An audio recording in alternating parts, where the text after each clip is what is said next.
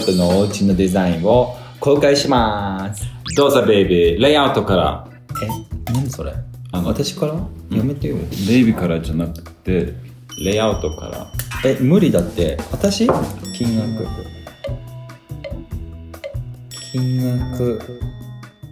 皆さんこんにちは。こんにちは。ベイビーは今忙しいから。そう、ちょっと忙しくてシール貼ってんのいっぱい。ネイルシールやってます。今ね撮影してるのにちょっとクリスマスの直前なのでこんな感じで色これから切るから。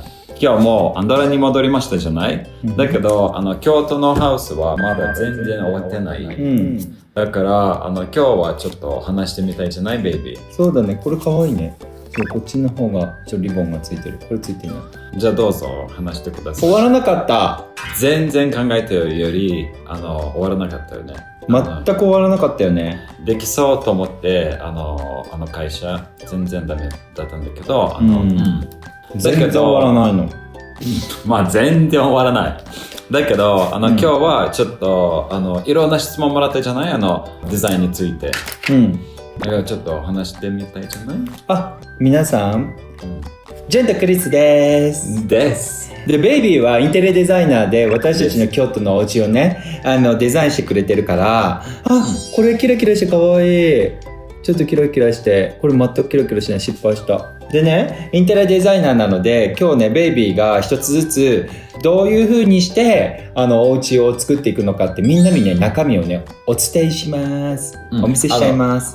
僕だけじゃなくて、ジュン君と一緒にします。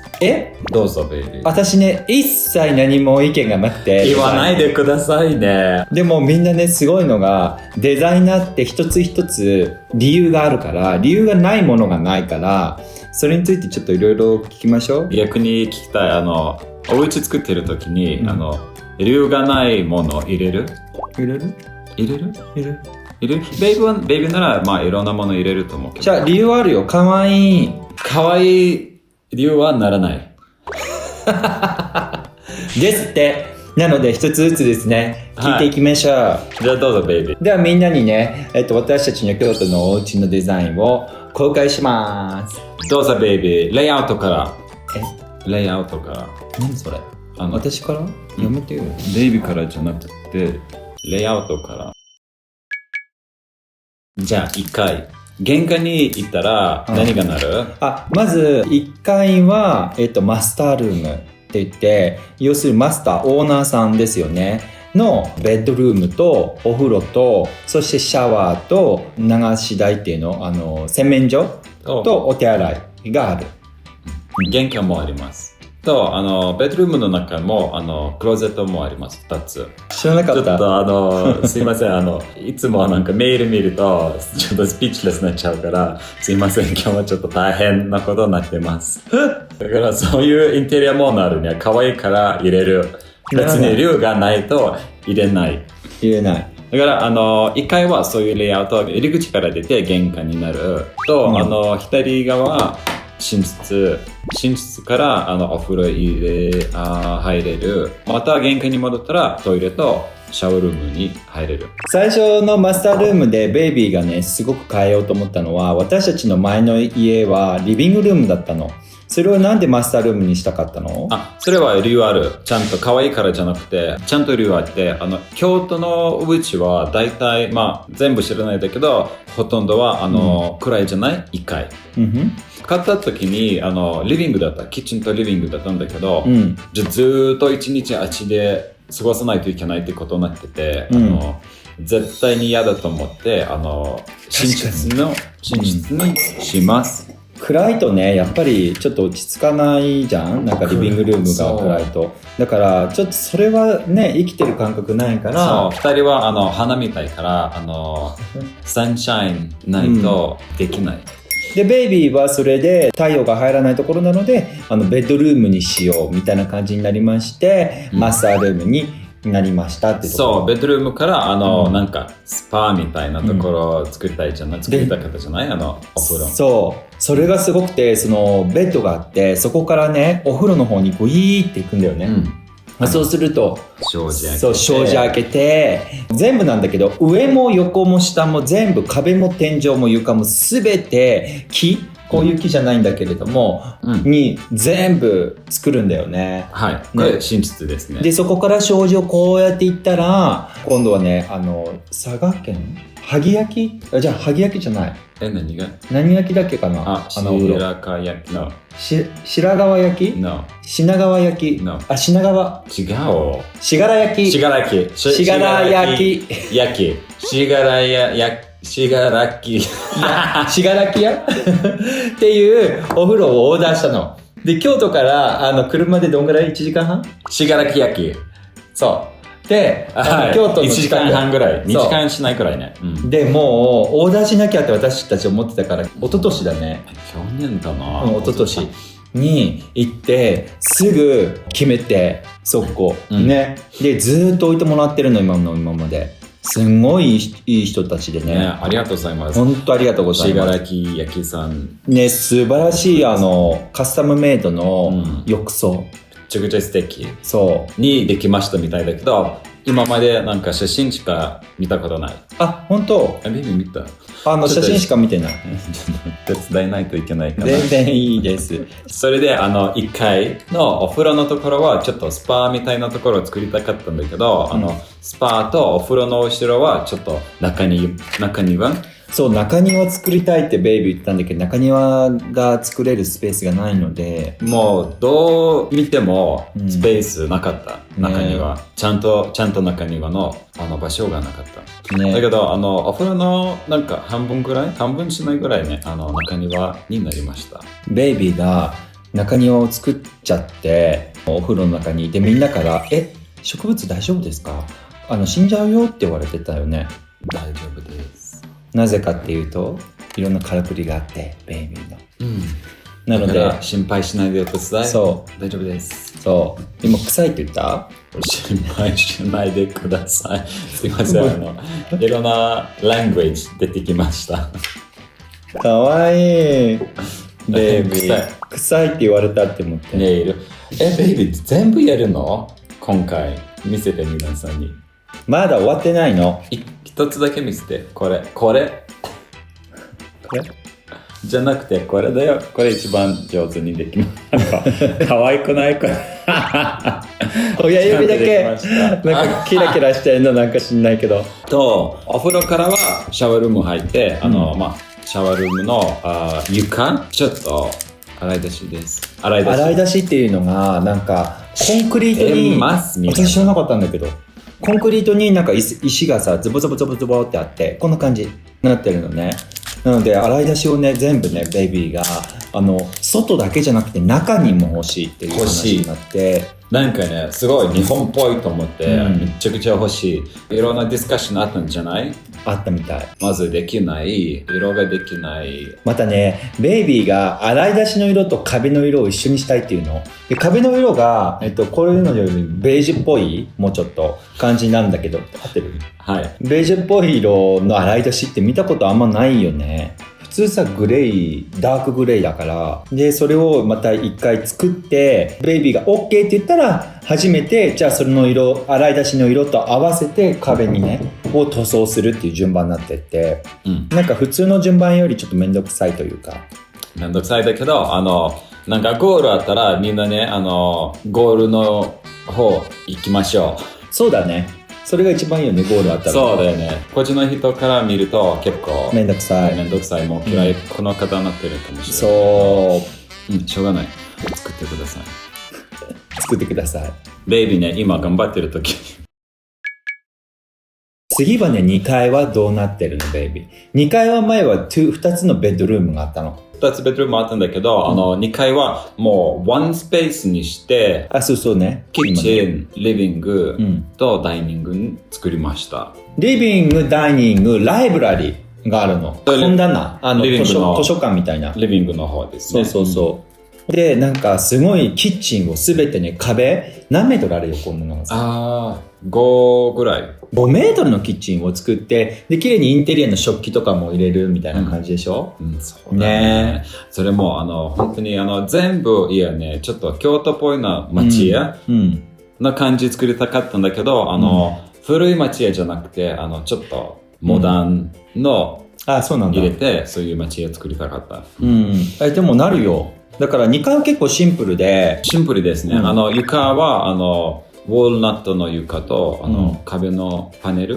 ウォールナット。そう。前はバルコニーがあったんだけど、なんか本当に、そこに足を踏み入れたら落ちるんじゃないっていうような、ちょっと怖いバルコニーだったんだけど、それを変えるんだよね。変えて。で、今まだ変わってないの。だから窓を開けるとそのまま、窓の一番下と床が同じになってるから、ダララって開けるとそのままちょっとドローって落ちちゃうから、危ないよね。危ない。あれびっくりした。そう、窓もちょっと大きくにします。そうなんだよね。バルコニーの窓ね。そう、ベイビーがいきなり大きくしますってなって、そうすると大きくするっていうと、外の方もタッチするじゃん。だからまたね、どんどんね、お金。だけど、本当は、キッチンの上、窓作りたかったじゃない？そう。だけど、いろんな問題あって、なんか作れないってことになって、じゃあ、もう一つの窓の方行って、大きくにしてくださいってことになりました。でもまあ一応作れるかも。今回ね、行った時に完成するって言ったらなったら作れなかったんだけど、結局今さ、あれじゃない？あんまり進んでないので、だったらできるかもよ。じゃあちょっとね、見てみましょうね。見てみましょう。と、3階ベイビー。はい。どうぞ。3階はですね、皆様、メディテーションルーム、メディテーションルームです。瞑想。1階から2階行って、と3階行く。ちょっとずつね、明るくなってる。太陽に近くなるので。プラス、デザインもちょっとずつ明るくなってる。3階も全部ラインモッシュじゃない？何？ちょっとよくわかんない、そこらへん。3階は壁は白じゃない？2階は半分じゃない？なるほど。要するに1階と2階は白じゃないの、壁。だから1階と2階は床と同じ色って言ったもんね、さっきに私自身もね。で、3階は白なんだ。3階はもう全部白。だから明るいってこと？もうバーンって。そういうね、そういうなんかだんだん上に行くと明るくなってるのフィーリング作りたかった。いいね、いいじゃない。どんどん作ってほしい。ねえ。お願いします、こっちの方。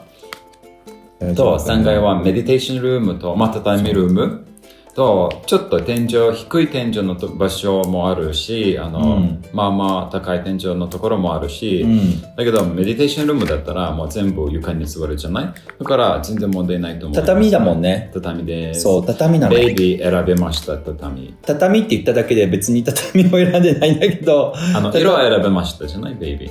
本当？選んだ私。選んだ。すごい貢献してる、ちょっと。だからすごいベイビー、手伝ったね。貢献してるよね。あんまり口出さない方が絶対いいと思ってたから、プロだからさ。そう、だけど、貢献しました。ありがとうございます。本当はシャワールーム作りたかったんだけど、3階。だけど、もう、またどうしても入れなかったから、トイレと手洗いのところと洗濯機のところを作りましたよね。屋根がこうなってるのね。だからすごくここもう170センチ160センチってなっちゃうと何も使えないデッドスペースが出てくるのから、そこをベイビーは洗濯機を入れたいって言って、なるほど、こういう風にしてデッドスペースがないようにするのかと思って、全てのデッドスペースを使ってるから。デッドスペース嫌い方ですね。やっぱインテリデザイナーに言うといいよね。そういうのがなくなるって。買うときね、お金かかるじゃない？何平米といくらなるじゃない？だけど買っても使わないとめちゃくちゃもったいないと思っちゃう。お金払ってるだけでお金払ってるだけでと使わない、何も使えないって。それはあんまりもう全然好きじゃない。そうだね、賢くないよね。せっかくあるのに使ってないっていうのはもったいないですよっていうことを言ってるよね、ベイビーね。もったいない、だからいろんなまた考えて今のところは洗濯機の場所になりました。洗濯機と倉庫、また後ろもうちょっとスペースあって、そう、もう本当にここら辺って全然使えないから、ベイビーはちょっと布団とかをしまえるところとかシーツとかしまえたりとか、あとは冷房とか暖房をそこに入れて、ホテルみたいにこう上からこう出るような感じにして、冷房と暖房の機械って絶対に目に見えるところに置かないから。めっちゃダメ。絶対ダメだから、全てを中に入れてます。壁とかの中に。で、ちょっとこういう穴を入れて、そこからシューってくるような、ホテルみたいな感じにしてるよね。ホテルみたいです。でもね、結構機械とかも全然普通にお手頃に買えて、なんか高いってすごく言われたけど、脅しって思ったんだけど、全然普通の値段で買えるじゃんと思って。そうね。知らなかっただけっていうね、工事の人たち。そうみたい。それからやりたくなかったか。多分ね、またちょっとめんどくさいかなって。そうだろうね。普通じゃない、なんかスタンダードじゃないものを作るっていうのは、やっぱりさ、それなりの労力かかるから嫌なんだろうね。そう、考えないといけないところありますよね。でも一応プロだったらさ、そういったものって、学び、じゃんずーっとぐるぐるぐるぐる、同じ、もう全部同じ作ってるじゃない。違うつまらない。わかるよね。わかる。私もつまらないもん、絶対。そう、ベイビーでもつまらない。そういう仕事しないけど。私がその人たちだったらつまらなくなると思うんだよね。絶対に。なんかさ、でもできた時にさ、いつもと同じものじゃなくて、デザイナーさんが手掛けたものができた時って楽しくない？なんか楽しそうじゃないね。唯一無二のものができるわけじゃない？まあ、でも、本当にたまにそういう人いますよね。工事の人。デザイナー作ったものを作りたい。めちゃくちゃワクワクして、作りたい。本当にたまにいますだけど、ほとんどはいないね。でもさ、それって自分の実績にもなるから、今後さ、いろんな人に見せるときに、こういうの私作ったんだよっていうのはいい経験だよね、本当にね。そう、経験のことを考える皆さん。考えるよ。だって生きてるイコール経験でしょ？そうだけど、そう、経験が欲しいよね。いろんな経験。そうだよ。経験のためにお金払ったりするじゃん、私たち。そうね。なんか自分たちの意見ばっかり話しちゃって、あれなんだけど、向こうもね、きっとね、言うことあるんだよ。たくさんある。もちろんたくさんある。だけど、すごくベイビーのデザインってこうシンプルで、これって何デザインっていうの？ベイビーのデザインって。スカンジナビア？クリスデザイン。クリスデザイン。いいね、そういうの。時代に乗ってない感じで。自分のっていうね。そうだよ。デザイナーさんって、トレンドとかじゃなくて、お家に合わせるデザイン作るじゃない？お家か、家族か、誰かに作るんだけど。そうだね。その人によって違うからね。合わせるじゃない？スカンジナビアンデザインとか、そういう、いろんなあるんだけど、みんな知ってるし、ジャパンディとか、そういう、結構人気になってるんだけど、考えたらトレンドじゃない？自分で好きかどうか。っていうところが大事っていうね。一番大事。じゃあさ、ベイビーにもしも頼むとなったら、どういったものになるの？クリスデザイン。わかんない。ホームページを見て選んでいくんだろうね。でもさ、よくあるじゃん。スカンジナビアだと、オークとか、イケアか。イケア、なんていうの？ああいうのは。何デザインっていうの？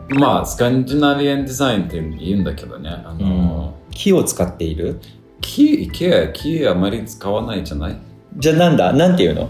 でもスカンディナビアンだと思う。ノルディックとかじゃない？っていうのはどういったデザインなの？そういうシンプルで明るくてっていう感じで私ネイルがもうそろそろ終わりの時にベイビーが全部話してくれてありがとう。いいえ。でもさ、ベイビーが作ったやつだからね、ベイビーが話してくれた方が多分僕しか喋れないからね。だけどベイビー、このさ、京都のさ、お家のコンセプト何？京町屋のフィーリング、雰囲気、を作りたいんだけど、モダンな感じ。町屋なんだけどモダンな感じなんだ。そう。だけど家に入るとフィーリング一番大事じゃない？大事だね。見た目じゃなくてフィーリング。それは一番作りたかったね。京都の町屋みたいに入りましたなフィーリング。なるほどね。だから全部木使ってるんだ、1階と2階が。ほとんど木多い、僕のデザイン。そう。で、洗い出しが中にあるっていうね。すごいよね。それびっくりした、ベイビー。しない？わかんない。したびっくりした。てか、洗い出しのところってどうやって歩くの？スリッパ？シャワールームも洗い出しだけど、裸じゃなくて、素足。歩くじゃない？でも楽しみだね。でもベイビー、一番ね、肝心なところがあるの、ここで。金額。ワクワクとお話をされて、ベイビーね。ね、いいよね、ね。金額。なんかね、どんどん膨れ上がってって、最初にね、打ち合わせして契約もした金額からなんかすごい膨れ上がってるよ。それはちょっとまだやばい、びっくりして。ちょっと待って、また僕私話さないといけないところある。そっか、それでびっくりして私、何これと思って。これちょっとまた話します。話してちょっと。もちろん。ちょっとびっくりして、ちょっと変えようかなと思って。この人たち多分ね、楽しみながら金額上げてる感じでする。本当にこんなに楽しく金額上げられるっていう、絶対意味ないよねっていう。ただね、びっくりするのが、ベイビー覚えてる？ペンキ覚えてる。ベイビーね、ライムウォッシュって言って、日本ではあんまりやらないんだよね。自然なペンキなんだけど、パリのね、ベイビーが作ったお家ではライムウォッシュやってるんだけど、結構ね、こっちではやってる人多いのかな。こっちって何でもやっちゃうじゃない？分かんなくてもやっちゃう。分かんなくてもやっちゃう。面白いよね。確かに。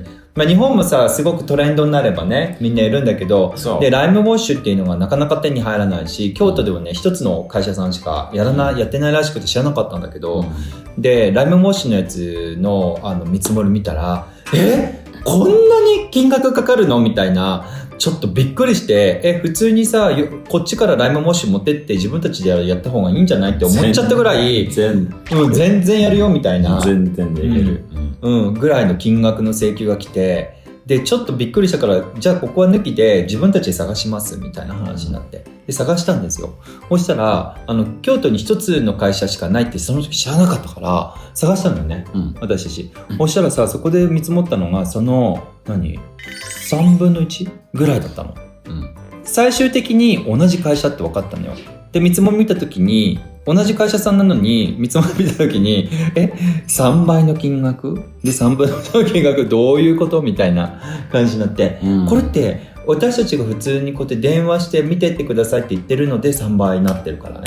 だと思います。だけれども、私たちに言ってるのは、ライムウォッシュは日本は高いよ。あんまり、普通に手に入らないからっていう理由なの。だからね、ここをね、みんなもしもね、リノベーションするときは、よく話してください。で、調べる時間があるんだったらやって、やっぱ時間ない時もあるじゃない。もうそういう時はもう本当にめんどくさいし、そこにもうやるしかないんだよね、そこはね。予算もパーンって言って。でも、もらった見積もりはもう本当にジョークだった。と思うぐらいね。全然、1回2回、ほとんど木だから別に3回だけライムウォッシュになるじゃない。だから私ね、ちょっとパリに戻ってきたんじゃないって思ったの。これはないなと思って、私ちょっと信用っていうの大事じゃん、やっぱり仕事するときにこうやって、それがねちょっとって思ってきちゃったから、頑張ってやるしかないわよ本当に。もうねあれそうね。私だけ、ベイビーとその人はもう本当に通じ合ってる感じで、もうどんどんクリエイティブな話はするんですけど、私はさ、ほら見積もりしか見れないじゃん、そういうことを話できないから。もうそれを見たらもう本当にびっくりしちゃって、何言ってんのみたいな。僕はね、みたいな。話さないといけないところたくさんあるじゃない。どうやって作るものたくさんあるじゃない。だから説明しないといけないから、すごい仲いいと言ってるんだけど、別にみんなと仲いいです。それはそうだ。私も仲いいよ。仲いいんだけど、仲いいんだけども金額はしっかりと請求するからね、もちろんね。だからそれはちょっとびっくりな金額だったのでっていうので、今後ねちょっと楽しみです。はい、私は。ちょっとね、見てみましょうね。見てみましょう。っていう感じで皆さん、ベイビーの、そういった話になっちゃったんだけど、最後、ベイビーのインテリアデザイン、どうでしたか？コメントください。ベイビーね、いろいろ頑張ってね、考えてやってくれたもんね。そうだね。京都は大好きだから、素敵なお家作りたいね。ほんとベイビーありがとう。ベイビーなかったら本当にできなかったしね。おんぼのお家がすごくありがとうって言ってるし、ベイビーに。ねえ、だって古いままだと危ないから。危ないし、ね、私たちお家をさ壊すんじゃなくて、その骨を残して、ちゃんと中をきれいにするっていうね、ベイビーね。なので本当にそれはもうお家も喜ぶし、私たちも喜ぶし、ウィンウィンっていうかハッピーかなと思って、ね、ありがとうございます。いいえ、ありがとうございます。すごい。素敵。クリスマス。ベイビーは素敵なネイル作りました。違う。今回はベイビーのインテリアなの。ベイビー最初からネイルの話しちゃってるからもう。皆さんね、自分のお家のインテリア頑張ってください。